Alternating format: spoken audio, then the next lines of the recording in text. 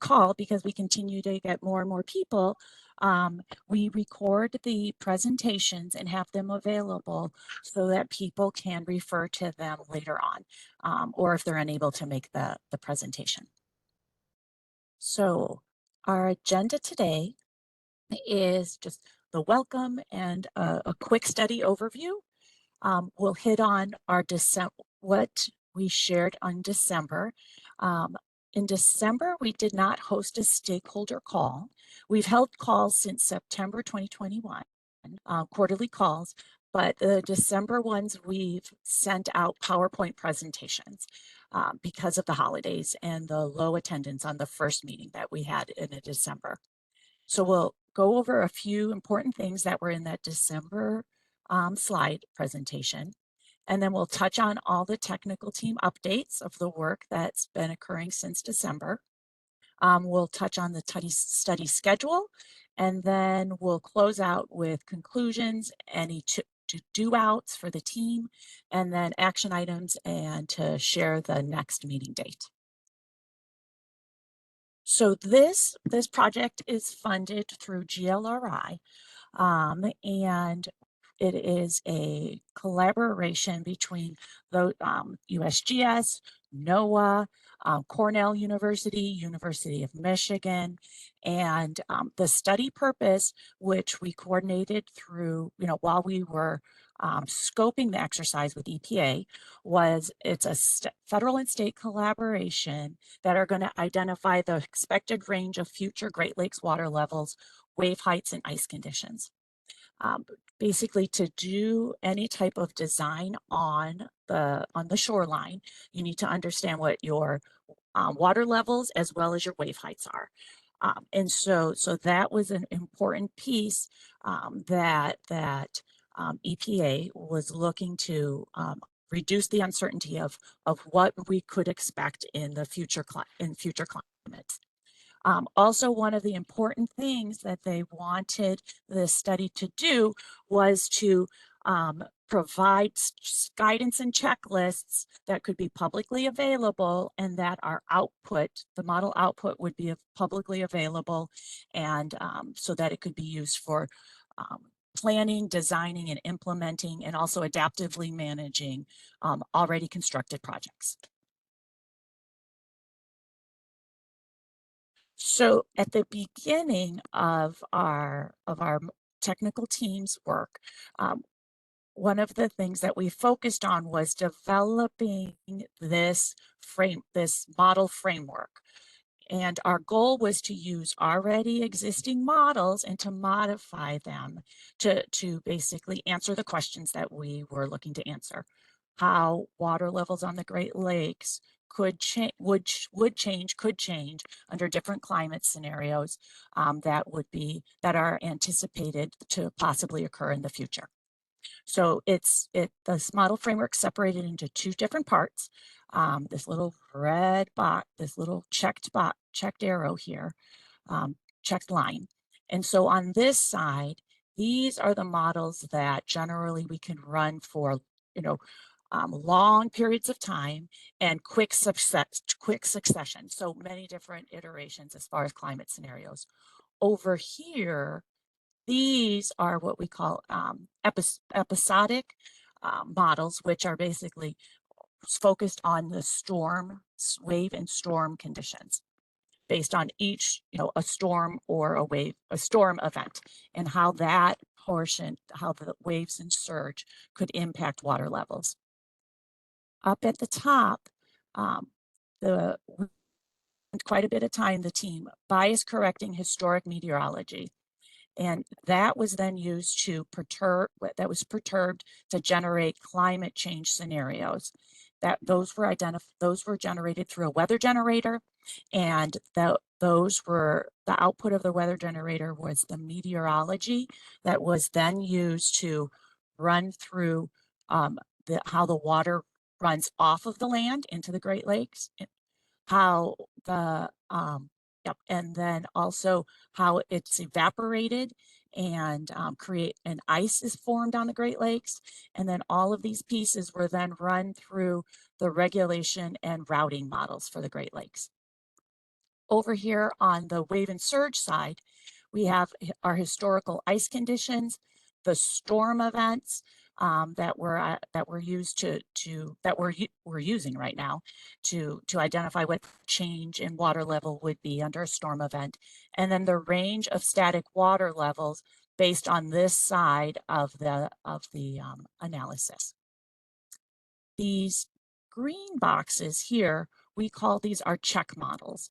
And the purpose of those, these are computationally complex models, and we use them to compare to our more simplified models that are running our multiple climate scenarios for long durations of time. And we use these to compare whether the results of our blue models in the blue are comparable to the more complex models under the same same weather, same climate conditions, and whether the results are comparable. Down here at the end, these are the results. These are our results that we are working towards. And it's on this side, we're going to have a distribution of baseline and future static lake levels under different climate scenarios. On this side, we're going to have, for each of the climate scenarios, our distribution of baseline and future wave and surge per different ice and static water levels. And then those two pieces come together to get our total water level. So so that was basically the overview of our study and the work that we've been working towards as a team. And now we're going to touch briefly on what was in the December meeting slides. The check model team, those green boxes that I mentioned, where we're comparing our the more computationally complex models with those that are used to run long scenarios, multiple iterations. They shared in that PowerPoint some work that they've done, and they're going to, because of the importance of it, they're going to cover that during this presentation. But in that PowerPoint, they shared that some of the historical comparisons were complete, and they will be sharing this with you as well as the future climate scenarios that they also compared. This slide here, back in September, here's the link. This slide was described as to the work and the analysis that went into identifying what the climate scenarios would be for this analysis. Originally, the climate scenarios were 27 total runs, one baseline and 26 climate scenarios. After continued examination of CMIP-6, which was the basis of selecting these scenarios here, the team has increased it to 31. And basically what the scenarios that we are looking at are changes in mean precipitation, -5% up to +20%. And then on this axis here, it's changes in temperature, changes in the minimum temperature, as well as changes in the maximum temperature. There are also scenarios that look at the seasonality of rainfall.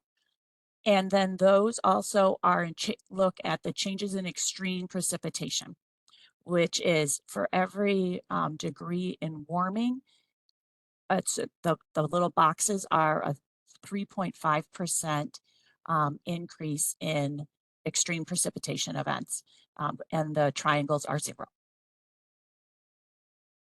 But down here is a thorough review, if you were to flip to this, of the analysis that was done to complete this and identify these. So the scope of future scenarios. So our framework, we are examining the range of possible future conditions for changes in temperature and precipitation, because that is what the status of the science is, telling us that those are the things that are changing regarding climate change. But storm tracks and types are not. There is not a consensus amongst scientists as to what In the Great Lakes, what are the arch storm tracks and types changing? For this model framework, we're assuming stationarity of the weather types and wind events. And instead, the way that we're examining climate change, taking into consideration wave and surge events, is varying those wave and surge events over different water levels based on the output of the modeling on the left-hand side of that flow chart. And also varying the percent ice coverage of those during those events. And the next part of our agenda is the technical team updates. And we'll start it off with the stochastic weather generator by Dr. Scott Steinstetter. Sure, thanks, Jonna. Yeah, so we've been developing and reported a few times in these meetings on the stochastic weather generator that we've created for this project. I'll sort of go over it in very brief what it's doing here, and then we'll go over the progress in the next slide. But in brief, it's a statistical model that allows us to synthetically create daily time series of weather. So things like daily precipitation, daily maximum and minimum temperatures at locations all across the Great Lakes and upper St. Lawrence River basins. So we can use those time series of daily weather to force a lot of downstream models that are relevant for modeling Great Lakes water balance and therefore Great Lakes water levels. So for instance, and this is in the schematic that we're looking at here, the weather that's coming out of the weather generator will produce the weather needed to run these runoff models to get river flows into the lakes. It will simulate overlake precipitation, and it will also simulate the weather variables needed to estimate evaporation off the lakes. So it is a statistical model. It's not a physical or process-based model. And this has pros in that what we can do is we can use the stochastic weather generator to very quickly and very efficiently create different climate scenarios over the entire Great Lakes Basin in a way that preserves the space-time structure of weather across the whole basin. And we can do it for systematically different climate change scenarios. And so what we've done, and this was sort of mentioned on a previous slide for the proposed climate scenarios, is we did a really thorough analysis of all of these climate scenarios coming out of GCMs over the Great Lakes Basin. We synthesized some of the major signals of change that we were seeing in those GCM projections based on changes in mean precipitation, changes in temperature, changes in the seasonality of precipitation, and then the intensification of extreme precipitation. And we baked all of those scenarios down into a way where we could abstract them into this stochastic weather generation model, and then create scenarios for all of those different types of climate changes. So we've gone ahead and done that, and maybe now is a good time to go to the next slide. And this is just sort of a running tally of the work that we've completed throughout this project on the stochastic weather generator. I don't think I'm going to go over every single bullet here. I'll just sort of say that we went through a process whereby we initiated this model. We created an initial version of this model for the Great Lakes. It required a series of calibration steps and refinements, which we went through over several months. And then once we were happy with the baseline version of this weather generator, proving that it could simulate weather that looks really similar to historical weather over the Great Lakes, then we used it to create all of those different climate change scenarios that were mentioned previously.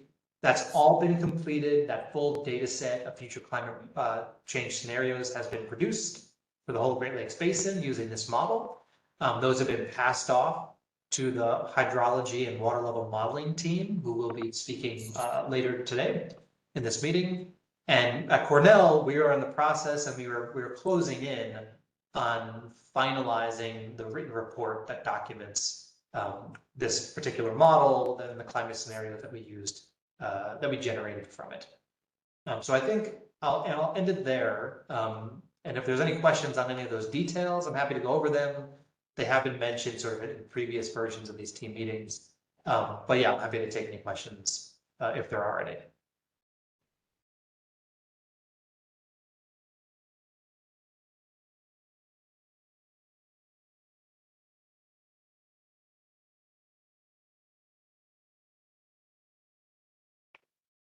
Okay. Well, thank you. Thank you very much, Scott, for the overview. Sure thing. Next up is the weather level modeling, and Dr. Lauren Fry. Hi everyone, thanks Jana. It's the water level modeling team work here that I'm we're presenting. Yep. Um, and so just noting that this is work that's being done really by a team of people from the Army Corps and myself at GLRI. Sudarshana, who's also on the weather generator team, has contributed a lot of help with analyzing some of our results. So the work that we're doing is part of that left-hand side of the diagram that Jana displayed earlier. And we're using a simple modeling framework to take the output from the weather generator that Scott was just referring to, propagate it through this modeling system to get static water levels. And here when I'm talking about static water levels, that's the lake-wide average monthly mean water level for each lake. So to do that, we're using very simple conceptual models because we want to be able to run a large number of scenarios for long simulations, so 1,000-year simulations. So we're using a conceptual runoff model. The precipitation is coming straight from the weather generator, and then a lumped evaporation model. And it's worth noting that the evaporation model, the large lake thermodynamic model, also computes the percent ice cover as part of the process it undergoes to compute the evaporation. So that's an additional output that's used by the team. All of those three things, the runoff, the precipitation, and the evaporation, those combine together to be our net basin supply of water to each lake. And we input the net basin supply into regulation and routing models that propagate that net basin supply into lake-wide average water levels and outflows. So in the end, for each climate change scenario, we end up with a distribution of static water levels under the different scenarios of changing climate that Scott referred to. Next slide. So like Scott, what I have here is just kind of a running tally of what our team has been completing and ongoing work. So, you know, from the start of the project, we've reported on sort of each of these things under the completing work in previous meetings, but I'll point out the two items in bold under completed work are the new things that we've done since the last update that we gave in December. So we're excited to share that we've completed the baseline scenario run for Lake Ontario, which hadn't yet been completed in our December update. And so a baseline scenario is completely done. And then we've also completed the simulation of water levels using all 31 of those climate change scenarios that form that big matrix of scenarios that Jana showed. So those scenario runs are complete, and we've got a whole lot of data now that we're looking at, and now is the time that we're spending a lot of time looking at it critically to see how it fits with existing literature and to see what that output means in terms of changing water levels. So that's some ongoing work that we're putting a lot of attention to make sure that we've got a good representation of what those static water levels could be under that broad range of climate conditions.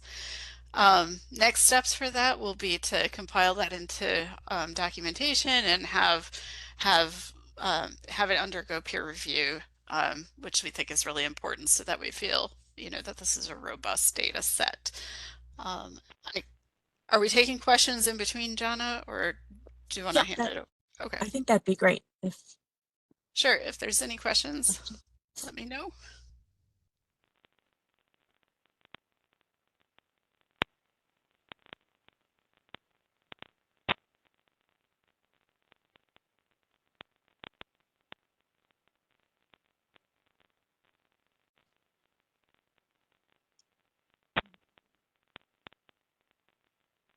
Okay. Thanks so much, Lauren.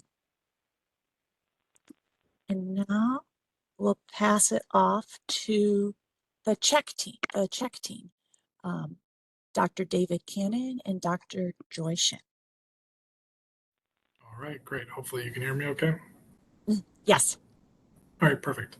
Yeah, so just as a reminder, I'm David Cannon. I'm an assistant research scientist at the University of Michigan. And the check model team consists of a lot of different people at the University of Michigan, including Joy Shin, who you'll hear from in a couple minutes, and as well as some folks at GLRI who have been helping a ton. So I just wanted to say again that just to remind everybody the purpose of the check model team. So we are taking more sophisticated kind of computationally complex models that require a ton of forcing data, a lot of spatially explicit forcing data, and running like a select group of scenarios in order to kind of validate the less computationally complex models that Lauren just talked about a second ago, the large lake thermodynamic model and the large basin runoff model. So what we're going to talk about is really this validation using the check models of ice cover, evaporation, and then all types of different water level components from Joy. I think you can go on to the next slide. Yeah, so far we've completed a ton of work. I think we're wrapping up our part on this project, although we intend to be involved talking through further things along the line. The big changes are we've completed our historical comparison of evaporation and ice using FVCOM sea ice, which is the finite volume community ocean model coupled with an ice model. And we compared that directly to LLTM, which models evaporation and ice cover among a lot of other things, but that's what we really care about here. So we were able to quantify ice cover and monthly evaporation biases, which were significantly reduced using the updated forcing that John mentioned earlier, kind of that bias-corrected forcing that we spent so long on at the beginning of the project. We found that LLTM tends to slightly overestimate fall evaporation, which I'll show in a second, which can lead to around a 25% high bias compared to FVCOM. I want to note here that I'm going to show some relatively high biases in evaporation between FVCOM and LLTM. But it should be noted that there's really not, we really don't know which one is correct. There's not a good baseline there. So in kind of our group's opinion, it seems like if we're of the right order of magnitude, I think that we've been pretty happy with it overall. LLTM also predicted ice cover really well. It's within 20% of FVCOM, but it's actually even closer to satellite observations than FVCOM is. We've also done future comparisons of FVCOM and sea ice, which I'll share in a second, but we selected 3 future climate scenarios to force our computationally complex check model, made sure that they were compatible with the weather generator scenarios, and then compared our results across both models. On the large basin runoff model validation, we've completed both historical and are in the process of completing the future period comparisons for both models. Joy will talk about those actual results here in a few minutes. And ongoing work, we're continuing to do some future climate sensitivity tests, and then with a WRF hydro, so that would be the LBRM check. And we are also finishing up our write-ups and putting things together for publications as well. I think you can go to the next slide. So this slide, John showed a little bit ago, but we included in our last update. I think it's worth mentioning again here since we're finally in person.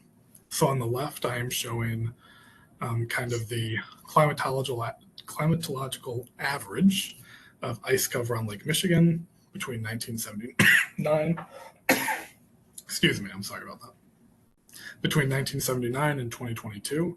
So our check model, FVCOM, is on the top. Our weather generator force model, LLTM, is in the middle. And then on the bottom, I'm actually showing the differences between those 2 models overall. And what we find is that LLTM actually tends to overestimate maximum ice cover compared to both FECOM and US NIC, which is our observational data. But luckily, FECOM actually tends to underpredict ice cover. So LLTM looks really great. The biases are super low for ice cover over the historical period. We're really happy with it. And that's a huge change for people who have been following this project the whole time. Because back before we did all the bias correction, LLTM looked really bad. And now it looks great. So we're very happy with the results of that bias correction. Same thing with cumulative monthly evaporation. You can see here, these are kind of climatological averages for each month over that entire time period for individual lakes. So Superior, Huron, Michigan, Erie, and Ontario, going from top to bottom.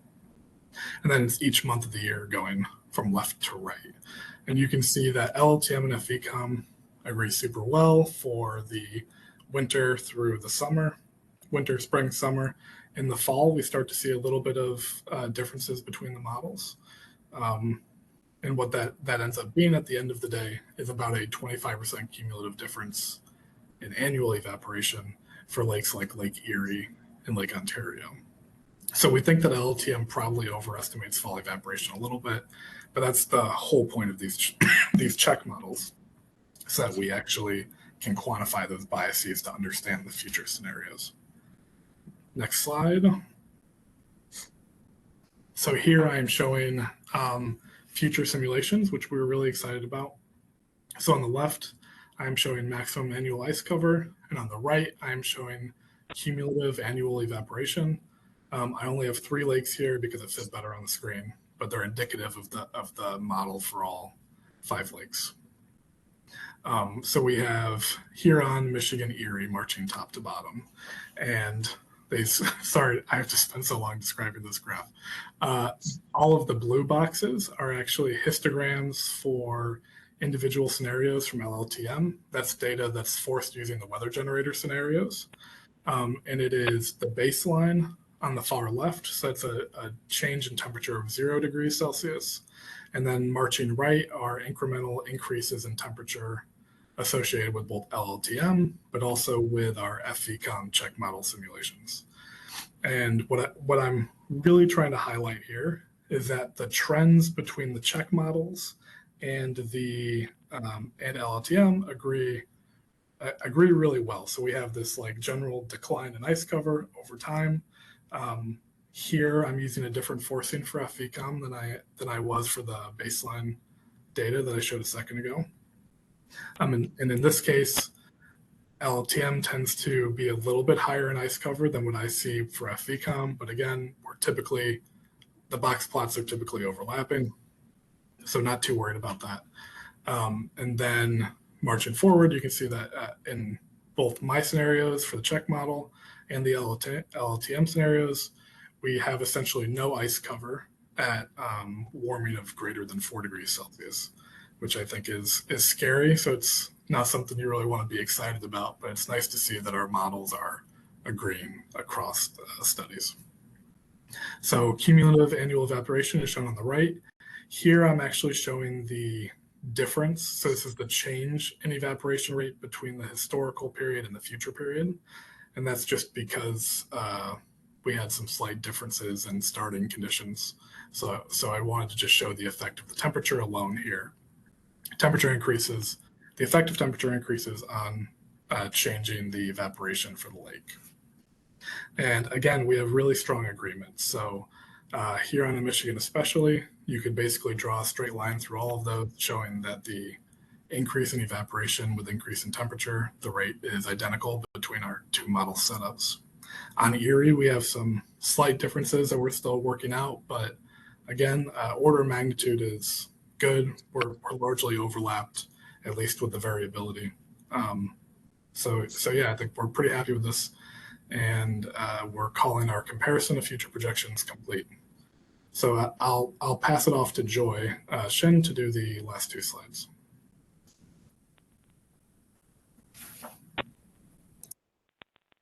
This is historical simulations of runoff using WRF Hydro and LBLM. And left and right plots show annual and monthly average runoff in each lake basin. From the top, Lake Superior, Michigan Huron, Erie, and Ontario Basin. And blue and black lines showed LBLM and Wolf hydro simulation results, and green and red bars in the annual average plot showed positive and negative anomalies calculated in each year in each model.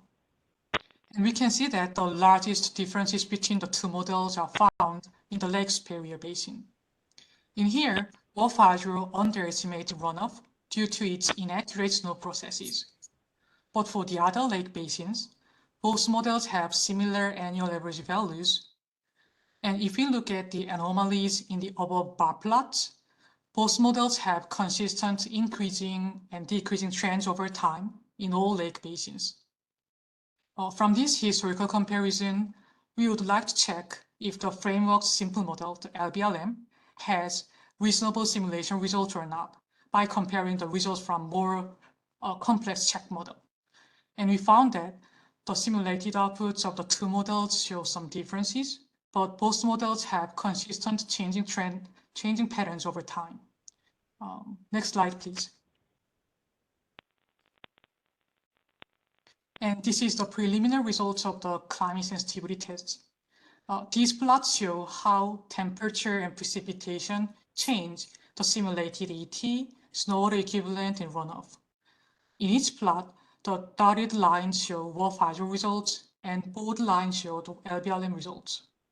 And left plot showed ET, snow water equivalent, and runoff responses to changing temperatures, and right plot showed ET, snow water equivalent, and runoff changes, responses to changing precipitations. In each scenario, percentage changes are calculated compared to the non-changed default values. And overall, when temperature increased, we found that ET increased, but snow water equivalent and runoff decreased. If you see the right plots, when precipitation increased, ET, snow water equivalent, and runoff all increased. So for both models, increasing or decreasing rates are somewhat different in ET, but similar in snow water equivalent and runoff. And this is the preliminary result, just changing only temperature or precipitation separately. And currently I'm working on more realistic scenarios, considering changes of both temperature and precipitation at the same time. And those results will be compared with the weather generator team scenarios or other literature. And that's all for our check model team's updates. Please feel free to let me or David know if you have any questions. Thank you. Thank you, Joy and David. Any questions for the check model team?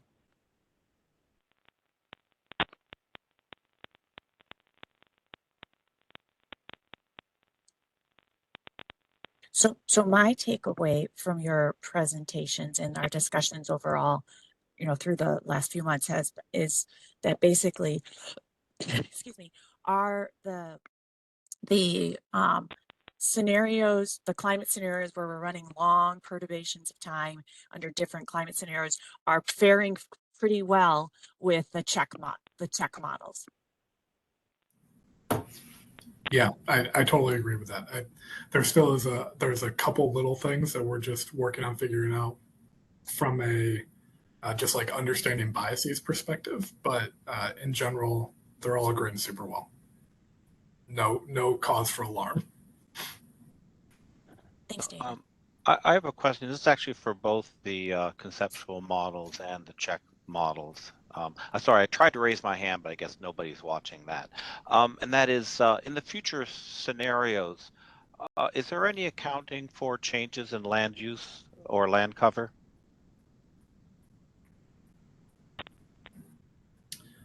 I think for the weather generator part of it, I want to say no, because we're really just perturbing that single value that comes from the larger time series, climate time series in general. So the benefit of doing that is that we can do a lot of different types of scenarios and then try to like link them back potentially eventually to other changes in the system. I think for me, I'm driving FVCOM directly using CMIP6. And I think that the majority of the CMIP6 scenarios do not include potential changes in land use. So that'd be a no on my side. Joy, are you doing anything special with land use for Wharf? Yeah, I also do not consider the land use side changes. So I'm just considering the temperature and precipitation changes. Yeah, following with the weather generating scenarios. Yeah. All right, thank you. Yeah, and I'll just confirm what David said for the simple models, also not considering any land use changes.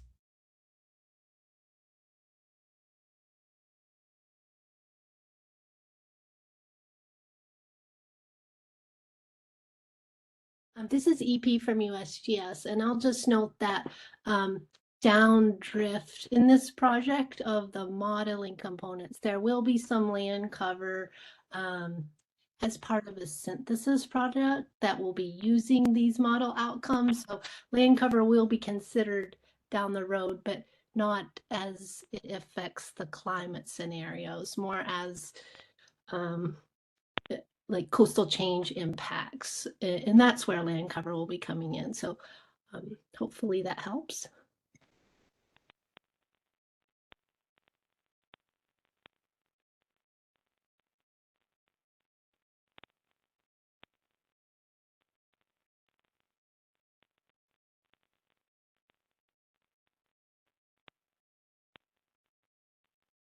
Jonna, if you're talking, I think you're muted. Thank you. Thanks, EP, for adding that information about your work that will be using this output. I am sorry, Joseph, I missed your hand, and I'm just checking to make sure I'm not missing someone else's raised hand.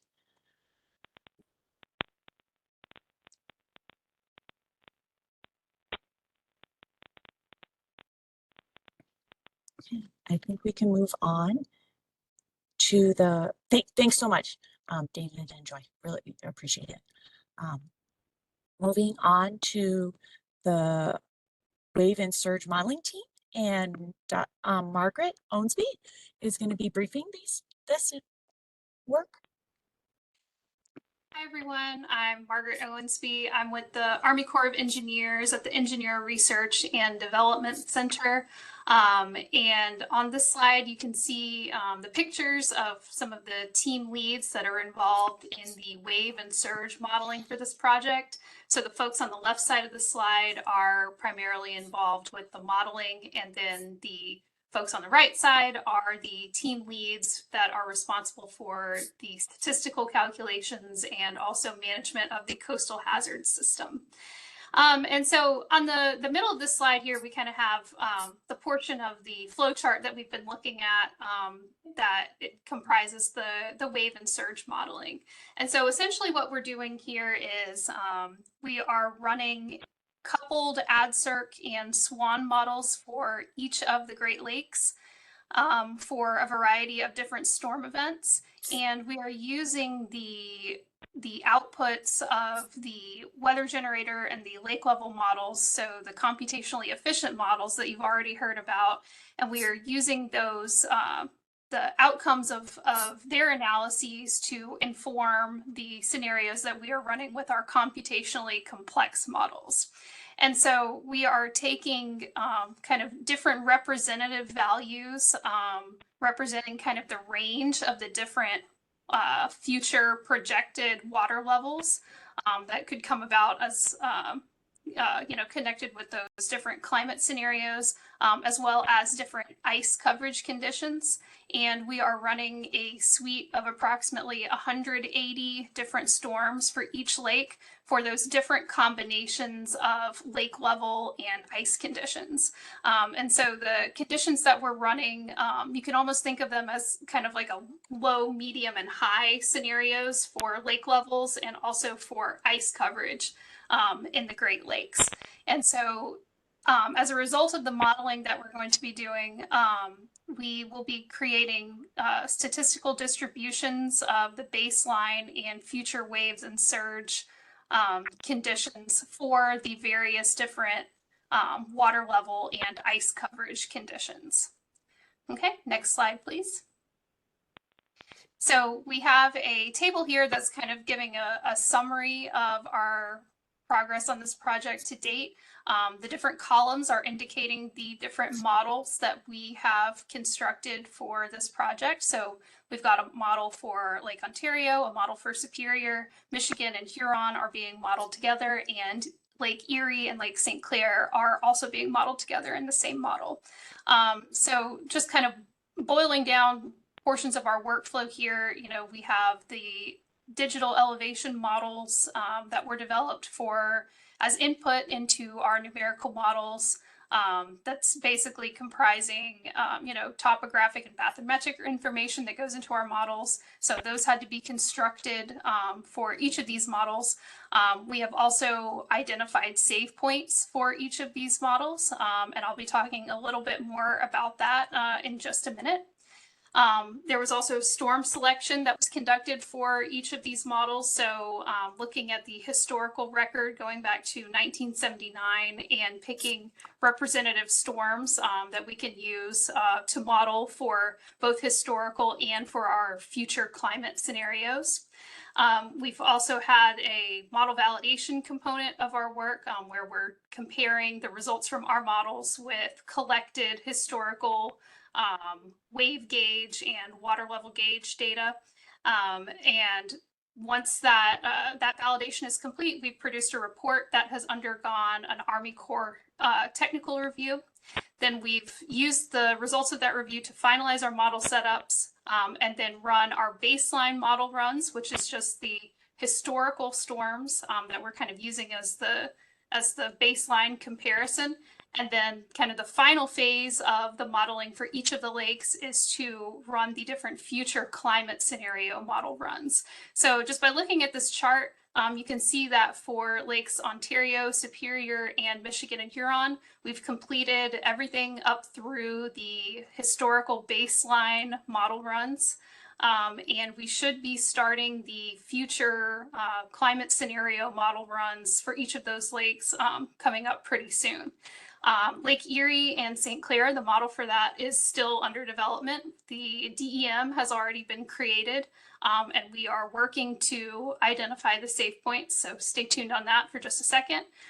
The storms have been selected for the Erie and St. Clair scenarios that we're going to be modeling, and we are currently working through the validation of that Erie and St. Clair model.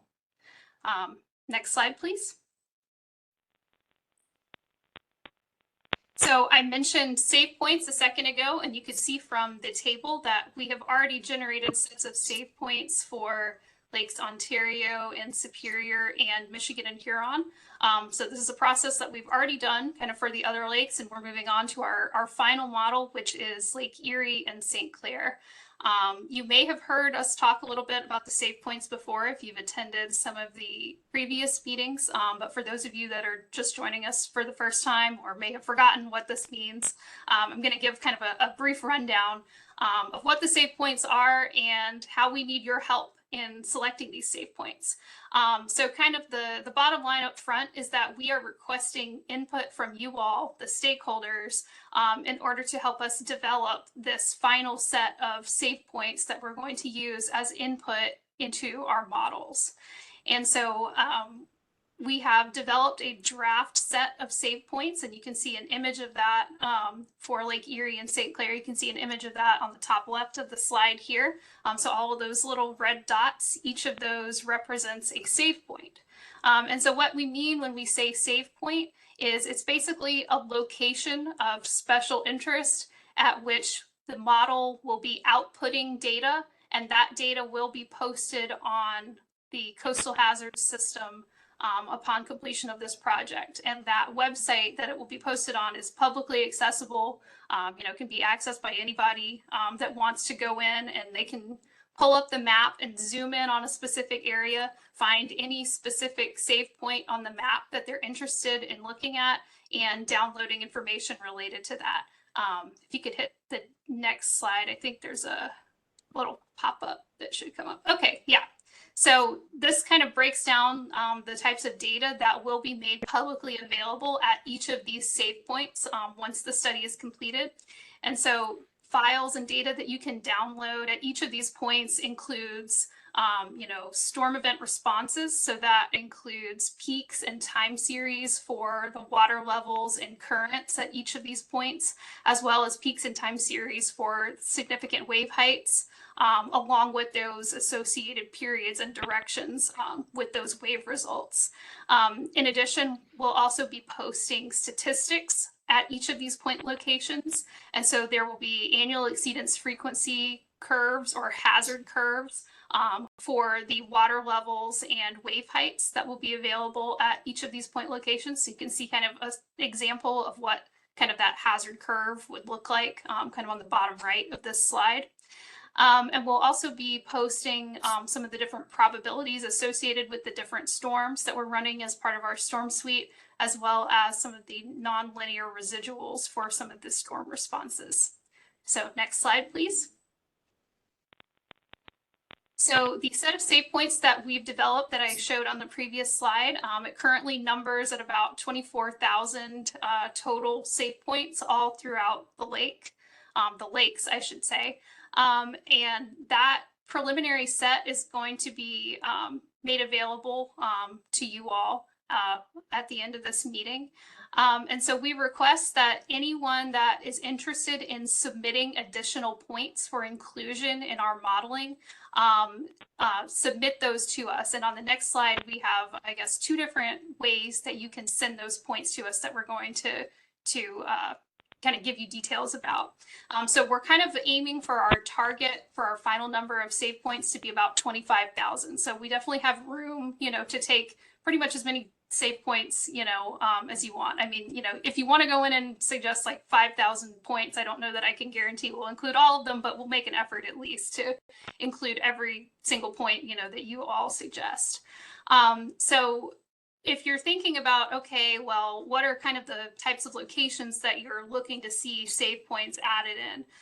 So really those types of locations are just kind of locations that are of interest to stakeholders. So whatever you're interested in. So that could include, the site of a project, whether it was a past project, a project that you have in the area that's currently ongoing, or even an area that you anticipate could be the site of a future project. That would be a great location to add save points.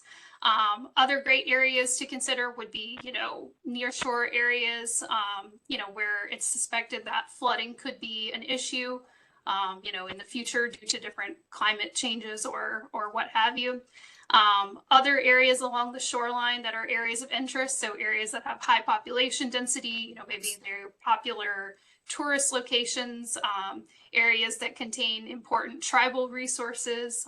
So those types of areas are certainly great areas to suggest save points. Also inside harbors and inlets is a great place. And pretty much, anywhere else where you all think it would be useful to have water level and wave data and statistics related to these future scenarios are certainly welcome. And if you're looking at the map and you say, well, I think maybe I should add a save point here, but it looks like there's a lot of points kind of in this location, say like on the image that's kind of on the right of this slide here, there's a lot of points here, I don't know if I should really add something here. Kind of our advice is, kind of when in doubt, go ahead and add it and suggest it. We're going to be reviewing all of these points that we received from you all and placing priority on those points over the ones that we've developed in our draft set. So if you suggest a point, there's a very strong chance that it's going to be included in our final set. So please don't hesitate. Don't be afraid to just go in and start clicking and adding points. Don't be worried if you think they're too close to other ones. Like we'll accept pretty much whatever you all suggest. All right, next slide, please. So here we have listed the 2 different ways that you can suggest and share your suggested save points with us. So the first of these is through a GIS interface that the Chicago district has kindly set up for this. And there's a link on this slide. And I think I'll maybe turn the floor over to John from the district right now, and he can give a quick demo kind of demonstrating how that GIS interface works. Yes, thank you, Margaret. Let me just share my screen. Yeah, hello everyone. I'm John from the U.S. Army Corps of Engineers Chicago District. I will be doing a demo on the first option you have to provide us the save point location. So this involves filling out a form that you can access by going to artg.is/1veqmv0. This link is provided in slide 24 of the presentation, and I'll also put it in the chat at the end of this demo. It will take you to this page right here. And to get to the form, click Open in Browser. It'll take you to this page, which is the form. At the top are some directions on how to fill this out. The first step is to provide the project type for that relates to your save point. Is it some sort of existing or planned infrastructure? Is it some environmental concern? Or is this for navigation? Second, there is a project status. Is this something that's existing or something for the future? Then here you can place the location of your save point. You can expand the map here by clicking this button right here. And then you can zoom in and out. And as you can see, you'll see a bunch of red dots. These are the locations of the save points. Note that this form includes save points at the portion of the St. Clair River flowing into Lake St. Clair, the Detroit River, a bit of the Maumee River, the entirety of Lake Erie, and a portion of the Niagara River flowing out of Lake Erie. So for the purposes of this demonstration, let's pick a save point at this entrance channel at this harbor in Cleveland. So you can propose a save point by just clicking anywhere on the map. And you can change the location of this save point by just clicking on another location. And as Margaret previously stated, that you can place a save point no matter how close it is to an existing draft save point. Yeah. So once you have chosen your save point, you can go down here and pick your most critical quantity. Are you worried about wave conditions, which is the height, the period, the direction? Or do you want more data on circulation, the water levels, and the currents? You can choose one, or you can choose both. Then here is a location for any additional comments you may have. And here you can share us your email, which will not be shared publicly. Then once you're all done, you can click this green submit button and the Wave and Search team will review your submission. And I think that concludes this demonstration. I will give the floor back to Margaret and I'll put in the link to this form right here in the chat. Thank you.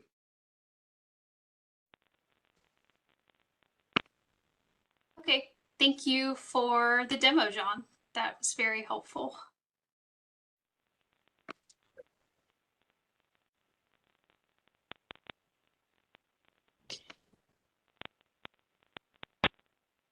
Next slide. We do. I am not seeing the slides. Oh, sorry. 1 sec. Looks like we have a hand up. I thought I saw a hand too. I see a couple hands actually. Actually, Jonna, would you mind really quickly, maybe we will answer a question in the next 2 slides. I just want to quickly finish this up and maybe we can answer the questions. Could you go back 1 slide, please, Jonna? Okay, so I mentioned that there were 2 options that we were providing you all with in order to submit these points. So the first was the GIS interface, which as John showed you, seems like it's pretty easy to use. But if you're looking at that and you're just thinking, you know, no way, I don't really want to do that. Another way that you can submit points to us is actually just emailing them directly to me. So we would prefer that your points be listed in XY format in geographic coordinates, so in longitude and latitude, ideally in decimal degrees, but that's not a requirement. And if you could send that to us in a TXT or a CSV file format, that would be great. We'd be more than happy to accept any submissions that way that are submitted directly to my email. So please do not hesitate to use either one of these methods to send us your suggestions for save point locations. We do ask that you either email us your suggestions or submit your submissions through the GIS interface no later than Monday, April 29th. So that gives you about a month to look through and find some locations that you'd be interested in seeing the data output at. And yeah, that's our cutoff date, after which, unfortunately, we may not be able to guarantee that your points would get incorporated. So Monday, April 29th is kind of the deadline that we're shooting for here. Next slide, please. So just a quick summary of what we're doing with these actual save points that get submitted. So like I said, we're going to review all of them. Potentially we'll clean up an area if the points are too dense in a particular location. And again, priority will be placed on the points that are suggested by you all, the stakeholders. So please don't be shy and hesitate to submit any points. We're willing to take anything that you might suggest. And yes, I believe that's all that I have. And I know there were a couple questions or raised hands, so be glad to answer any questions you all have. I see Scudder Mackey has his hand raised. Hello, Scudder. Hi, Jonna. Good to talk to you again. Two questions. One, looking at the area map and the save point things, I can tell you that in the Maumee River, we have lake effect all the way 18 miles up the river. And so I'm curious if your mesh that you've developed goes up into the inland areas, the upland areas significantly. But that's a place where we would add, probably want to add additional points. Sandusky River goes up, I think, about 12 miles. Cleveland's a little bit different. So I do think that there are lake effects in some of our rivers, at least on Lake Erie, that will be impacted by static water levels for sure. And I know we have to incorporate, we're actually doing some H2 Ohio projects where we're rebuilding some of the islands in the Maumee River for wetlands and some other things, but the water level regimes there are going to be very much influenced by the static, just by the Lake Erie water level. So I think it's something we need to think about. So that's first question. I'll stop there if you have an answer and then go to the second one. Okay, yeah, that's a great question. So I can't say with respect to the Maumee River, when you zoom in on the map in the GIS interface, kind of the outer limits of where we have placed points in our initial set of points, that's kind of a good indication of where the model is being cut off. So I think you said something 18 miles of river that you would be interested in. I don't recall off the top of my head how far we went up the river, but I don't believe it was 18 miles, unfortunately. No, when I saw your map, I saw it didn't go up as far, and I was just saying, okay, that's something that, at least something to consider. Okay, that's fine. Yeah. I may put the Appreciate points that. in and you can always toss them. I mean, that's normal. Yeah, anyway. yeah. Like I said, feel free to suggest them, and if they're if they happen to fall outside of the model extents, we would just have to. Yeah. delete The those, second but question feel free to I have, suggest them nonetheless. in terms of like the exceedance curves, like you're showing in the bottom right on the slide here, is there a way that you get to sort of the seasonality of when these events may occur? And I'm not, this would be like an annual exceedance curve, but that doesn't tell me necessarily, when, we have change of season weather in the fall, when a lot of the storms are more severe. And what we're seeing here on Lake Erie is that with the loss of ice cover, we're seeing, I don't want to talk about such events because we've already gone down that path a while ago, but we're seeing much more significant wave energy in the winter months because we don't have shore fast ice, which has the impact on erosion and the hazard component of this. And so the seasonal component of this from an engineering and design is important, particularly if, or if you have impacts during the summer when wetlands are there, it's a problem, but in the winter, it may not be such a big deal. So I would like to know more about how seasonality is going to be incorporated into this. And that may be a separate discussion for another time, but I'll just raise the question. Thank you. Yeah, and that is also another good question. And honestly, it's probably better addressed to our statistics team because I know they're working through some of those very questions. I will say that in terms of the storm suite that we are simulating for each of the models, it includes storms from, winter and summer storms.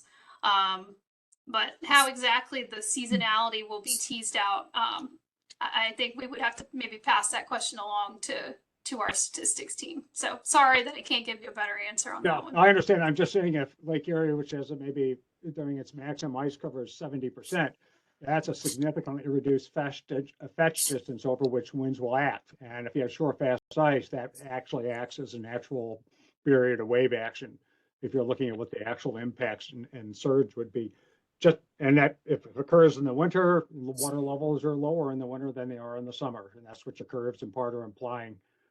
It just things to think about, and probably maybe a separate sidebar discussion on that might be useful. Thank you. And so one thing that I want to bring up, Scudder, is that from the weather generator and static water level team, they're looking at the range of climate scenarios, and ice concentration and ice coverage is something that this modeling framework is exploring as the climate scenarios change. And so that information is fed over to the wave and surge team to inform which combinations of water levels and ice conditions are run.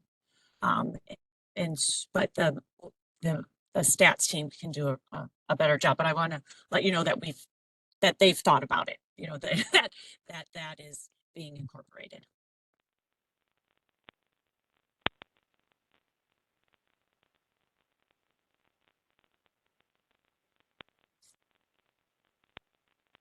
Did anyone else have their hand up?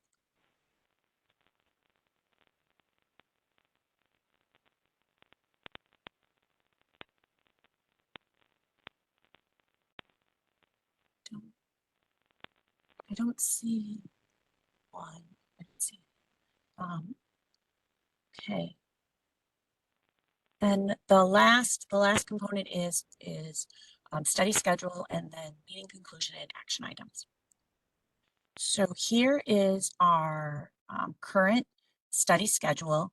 Right here, we're in March FY24, and we continue, as Lauren said, examining all those outputs on the lake level, the static lake levels, and looking at the best way to portray the statistics, and beginning the expert review, convening a panel and beginning the expert review hopefully in April or May of this year. The wave and surge of Lake Ontario, as Margaret mentioned, the baseline is completed, but the climate scenarios have not yet begun. The same thing with Lake Superior, baseline is completed, but the the climate scenarios haven't begun. All of those, as we've stated before, it goes Ontario, Superior, Lake Michigan and Huron are modeled together, Lake Erie. And so this is as the information comes from the lake levels, then that's fed to the wave and surge team. After all of those combinations of water levels and ice conditions with the various storms are complete under the climate scenarios, then that information is passed off to the stats team. And so that's what these green boxes are right here at the end of the model runs. We are continuing the expert review of all of the wave and surge models have undergone expert review. And now we're beginning to begin the model framework for the static water levels, that expert review. And that is anticipated to run throughout the remaining duration of the project. As EP had mentioned, coastal change likelihood, we continue to coordinate, the team continues to coordinate with USGS, because they are going to be using the output from all of these static water levels and total water levels with the wave and surge to inform their coastal change likelihood. And they've been working on the fabric as well as using some of the DEMs and other information that's been developed from our modeling team. And we are beginning the website platform development on CHS. We also were successful in obtaining funding outside of GLRI to fund a website that will be more user-friendly, more public-friendly, where we'll have a lot of information like links to all of our all of our meetings that we've held, and more digestible ways to interact with the data and the output. Action items. We are continuing our work, and so we'll continue on that. Scudder, I'm going to send you a few things that might be helpful to answer some of your questions as I'm looking through some old decks. And then our next quarterly progress meeting is scheduled for June 2024 at 2 o'clock, same time. Just to notify everyone, we're going to be updating the quarterly meeting appointment. The core is transitioning away from WebEx to a new web meeting platform. And so this next meeting that we have might actually be on a different platform. So just stay tuned when we get closer to the June date. And that's it. That's it. Any questions before we close? I'm looking through the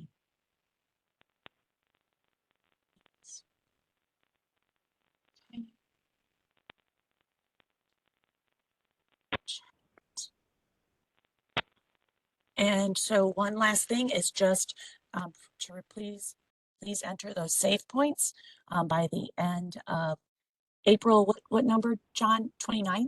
April 29th? Yes. April 29th. If you have any questions regarding how to access those, please reach out to us.